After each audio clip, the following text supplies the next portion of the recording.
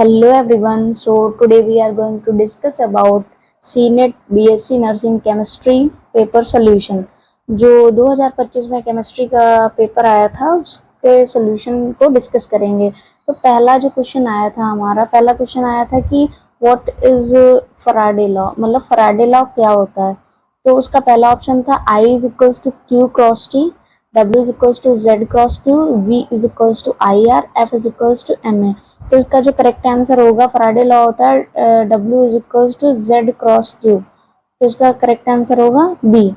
Second question जो हमारा आया था वो था स्पेक्ट्रम पे, जो सीरीज होती हैं हमारी फिजिक्स में भी होती हैं और केमिस्ट्री में भी होती हैं।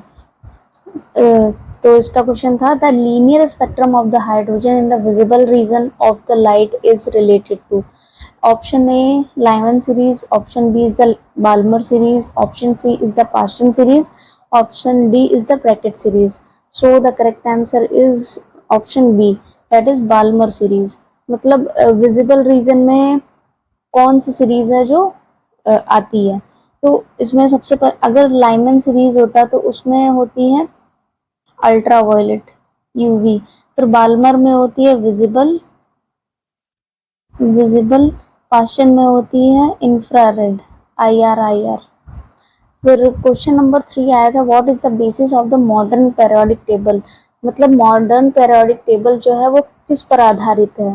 तो ऑप्शन पहला था एटॉमिक वेट पे, ऑप्शन बी था atomic number, option C is atomic volume, option D is atomic energy. जो मॉडर्न पेरियोडिक टेबल है वो एटॉमिक नंबर पे आधारित है। तो इसका करेक्ट आंसर है बी। क्वेश्चन नंबर 4 था what is studied in the chemical kinetics. मतलब केमिकल कैनेटिक्स जो है रिएक्शन होती है रासायनिक बलगतिकी, उसको उसके अध्ययन किया जाता है। उसमें किसका अध्ययन किया जाता है। नंबर ए ऑप्शन है velocity of the reaction, B option है energy of the reaction, C is the cell potential of the reaction, D है entropy of the reaction. So the correct answer is option A, that is velocity of the reaction. Velocity को study किया जाता है। Question number 5 है what is called the critical temperature of a gas. मतलब जो gas का जो critical temperature है उसको क्या कहते हैं। मतलब गैस का क्रांतिक तापमान क्या कहलाता है। Option A is a gas will never liquefy, a gas will liquefy immediately, latent heat of the water will be maximum, water will start boiling.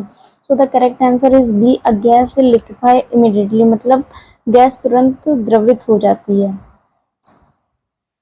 Sixth question is in which state of the matter is the highest entropy found. मतलब किसमें सबसे ज्यादा entropy पाई जाती है। अवस्था पदार्थ की किस अवस्था में सबसे ज्यादा एंट्रोपी पाई जाती है। Number A option is solid, B option is the liquid, C option is the gas and D option is none.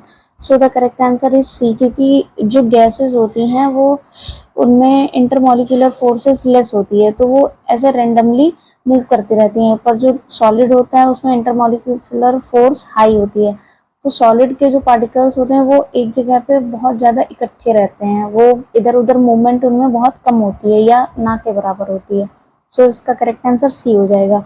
7th question है which disease is caused by the deficiency of the vitamin C in the body. मतलब ऐसी कौन सी बीमारी है जो vitamin C की deficiency से होती है। Option A is the pellagra, option B is scurvy, option C is the goitre, option D is night blindness. तो जो विटामिन सी की डिफिशिएंसी से यानी विटामिन सी की कमी से होने वाली बीमारी है वो स्कर्वी है। सो इसका करेक्ट आंसर बी हो जाएगा। What will be the pH of 0.01 MnAOH solution. यहाँ पे पीएच हमसे निकालने को पूछा है NaOH सॉल्यूशन का। NaOH क्या है। NaOH एक बेस है। तो बेस का पीएच कैसे निकालते हैं। तो सबसे पहले हमें OH माइनस निकालना पड़ेगा। तो OH माइनस निकालने के लिए OH is equals to 10 to the power -2, क्योंकि यहाँ पे 0.01 है तो 10 टू द पावर -2 हो जाएगा। तो POH हमारा आएगा 2, POH आएगा हमारा 2।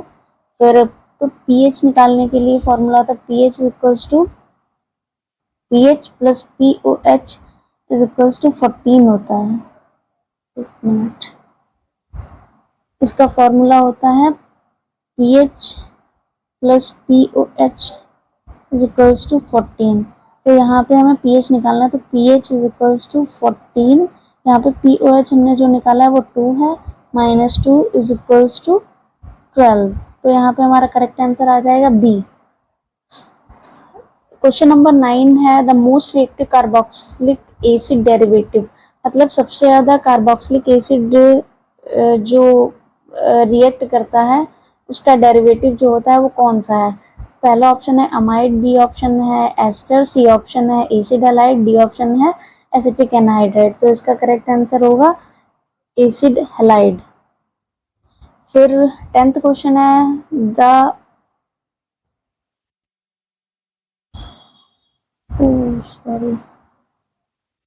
the reaction in the reaction 2Al plus 3Fe3 plus, ये ऊपर चला गया, 3Fe3 plus is equals to 2Al3 plus 3Fe। what is reducing agent, इसमें हमें reducing agent निकालना है। what is reducing एजेंट, तो इसमें रिड्यूसिंग एजेंट हमें निकालना है। तो यहाँ पे अल्युमिनियम 2Al से, यहाँ पे जो अल्युमिनियम है वो 0 से 3 प्लस पे जा रहा है, तो इसका क्या हो रहा है, ऑक्सीडेशन हो रहा है। इसका ऑक्सीडेशन होगा तो ये क्या हो गया, रिड्यूसिंग एजेंट। तो जो करेक्ट आंसर होगा वो सी वाला होगा, एल। फिर नाइस डे। आगे को बचे हुए क्वेश्चन 11 से 24 तक हम नेक्स्ट लेक्चर में कराएंगे।